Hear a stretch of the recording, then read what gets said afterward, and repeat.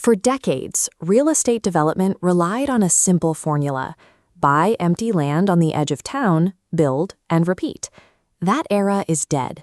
Modern megacities have expanded outward until they finally hit a hard geographic wall. Development has no choice but to look inward. We are now operating in the era of stock land. These are the decaying industrial zones, the abandoned factories, and the ancient villages that got swallowed whole by city limits. They represent almost all the remaining development opportunities in Tier 1 markets. This chart visualizes exactly where the money is moving. Watch the steep decline in new construction land supply across core Chinese cities. Right as that bottoms out, it intersects with a massive spike in urban renewal investments, a market actively crossing the trillion-dollar mark. But that widening gap creates a brutal dilemma for developers and planners. You are no longer building on an empty dirt lot. You are deploying capital into complex, deeply entrenched communities where friction is high and margins can vanish overnight. The blank slate build is a relic. If institutional capital wants to survive the next 20 years, mastering the stock land playbook is a strict prerequisite. To see exactly how to evaluate these deals, we have to look at a living laboratory. Gaobeidian is a massive village within a city, housing over 100,000 residents. The economic pressure on this specific parcel of land is immense. It sits a mere 8 kilometers away from Beijing's hyper-dense central business district. On top of the geographic pressure, there are deep cultural constraints. Gaobeidian has a 1,000-year baseline history as a key waterway settlement on the ancient Beijing-Hangzhou Canal. With that kind of pressure, a standard, uniform development strategy would fail. You cannot solve a complex village with a single tool. Gaobeidian survived and thrived because the stakeholders executed 3 entirely different urban renewal models simultaneously, right on top of each other. Profitable urban renewal demands that you select a financial and operational engine that aligns specifically with the historical constraints of the parcel. Let's break down the 3 models. Strategy 1 is the infrastructure-led play. This model focuses on drastically increasing the physical carrying capacity of an entire region. This quadrant chart maps the capital and time required against the resulting economic output. Up in the top right, we plot the infrastructure play. It requires extreme amounts of capital and time up front, but the systemic output it generates for the whole city is massive. Look at the inputs required. To build Gaobeidian's massive wastewater treatment plant, they had to secure long-term foreign debt, specifically a 2.64 billion yen loan from Japan. Then comes the secondary constraint. Taking on that much debt requires decades of institutional reform. The city had to introduce new citizen utility tariffs just to generate the cash flow to eventually pay back the loan. This table proves the scale of the output. Local infrastructure injections like this drove a nationwide explosion in sanitation capacity.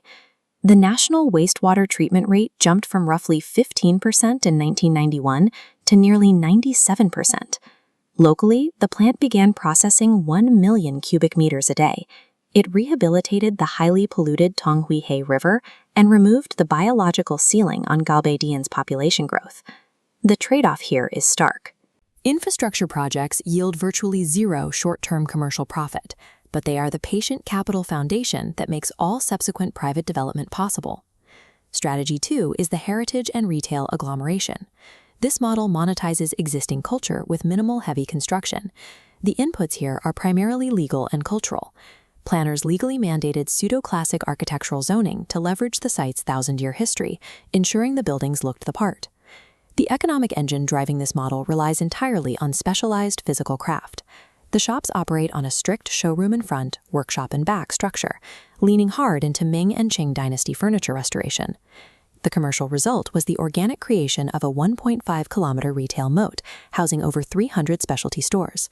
They effectively built a localized tourism monopoly. That preservation strategy also yielded high cultural prestige. By maintaining their traditional customs, 15 local households secured highly lucrative Olympic homestay designations from the Beijing Organizing Committee during the 2008 Games. But the strict trade-offs make this hard to replicate. You are highly vulnerable to shifting consumer retail tastes, and your growth relies entirely on legacy artisan skills that you cannot easily scale. Heritage retail provides a low-barrier, community-friendly growth path, but because you cannot tear things down, you strictly cap vertical density, which permanently limits the maximum financial yield of the land. That brings us to Strategy 3, Adaptive Industrial to Cultural IP Hubs. This is the playbook you run when your singular goal is maximum commercial yield. You start with the most degraded assets on the board, heavy, decaying industrial relics and densely packed shantytowns. Transforming this baseline requires massive capital input. Developers have to execute highly creative architectural redesigns to convert brutalist industrial frames into premium compound office spaces. To fill those expensive offices, you let your geography dictate your tenant curation. Because Galbadian sits near massive media conglomerates like CCTV, the developers targeted film and TV intellectual property companies to anchor the space. The outcome speaks for itself. They elevated a noisy industrial zone cut up by railway lines into Fanxi I-Town, now one of Beijing's top 3 highest-grossing cultural and creative parks. The operational trade-off is severe. You cannot just collect passive rent. An IP hub requires the developer to actively manage and curate a fragile ecosystem among its tenants, forcing them to act more like a network manager than a landlord. Industrial IP hubs deliver the highest premium commercial rents possible in urban renewal, but only if you are willing to trade easy passive income for intense, complex ecosystem curation. There is no universal answer to the adaptive reuse versus demolition debate.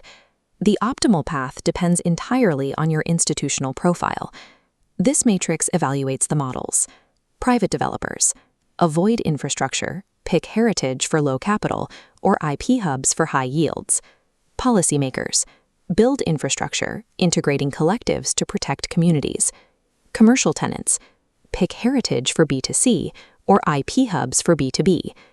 Successful urban renewal requires the precise, calculated act of matching your financial input mechanism strictly to the historical reality of the land.